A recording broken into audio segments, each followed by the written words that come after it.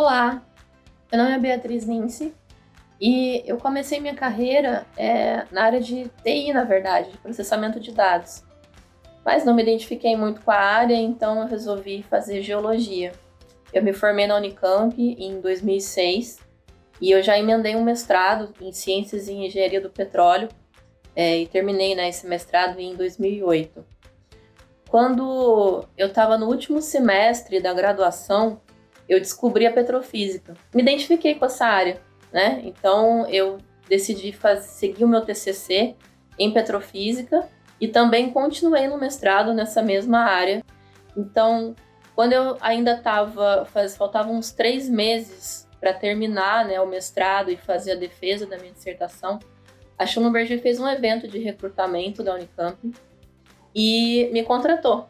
Eu fui enviada para o campo, na verdade, para trabalhar como engenheira, e passei 2 anos trabalhando embarcada em plataformas offshore aqui no litoral do Brasil. Eu corria as ferramentas que faziam as aquisições dos logs, que são os perfis geofísicos que os geólogos e os petrofísicos usam para fazer a interpretação do reservatório. O maior desafio nessa época para mim foi trabalhar como engenheira, tendo me formado em geologia.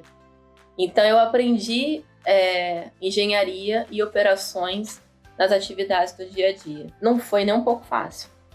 Não foi fácil, mas eu estava determinada a conseguir e eu consegui. Bom, depois desse 1 ano, que eu já estava trabalhando em terra, a Repsol Sinopec me contratou como geóloga petrofísica. E o interessante, eu comecei, na Repsol Sinopec na área da exploração, depois eu passei para a área de appraisal, New Ventures, e agora eu estou na área de desenvolvimento.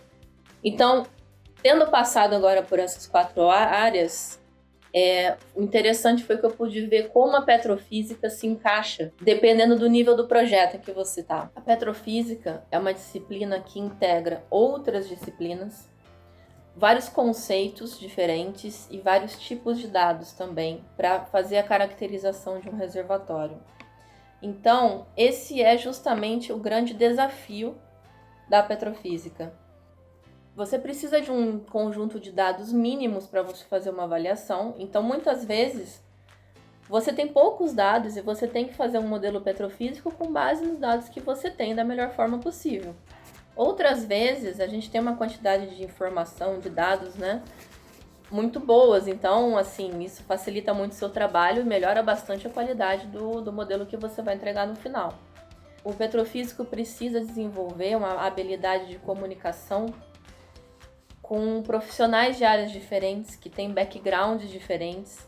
Então, você tem que aprender a comunicar os seus resultados petrofísicos para esses outros profissionais. Basicamente, você traduz a petrofísica para os não petrofísicos. Uma outra habilidade importante também, em relação a essa interação com as outras áreas, é desenvolver a habilidade da escuta. Você precisa ouvir o que os profissionais das áreas correlatas, por exemplo, os engenheiros, os geólogos, os modeladores, o que eles precisam, quais dados da petrofísica que são úteis e são necessários para eles. O mais importante disso é você entender como é que o seu trabalho como petrofísica vai impactar o trabalho dos seus colegas e das outras disciplinas que estão vindo na sequência do seu trabalho. A mensagem final que eu queria deixar para vocês, para quem quer seguir nessa área de petrofísica, invista numa formação abrangente. Ao mesmo tempo que você, obviamente, vai se aprofundar em conceitos puramente da petrofísica, não se fecha só para isso. Aprenda um pouco de cada área. Então, vou dar um exemplo, meu.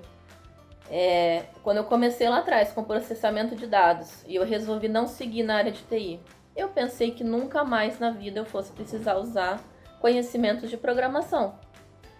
E na verdade hoje em petrofísica eu uso exatamente conhecimentos de programação, que automatizam muitas rotinas e facilitam o meu trabalho e agilizam muito o processo das coisas e me deixa livre para fazer interpretações mais aprofundadas.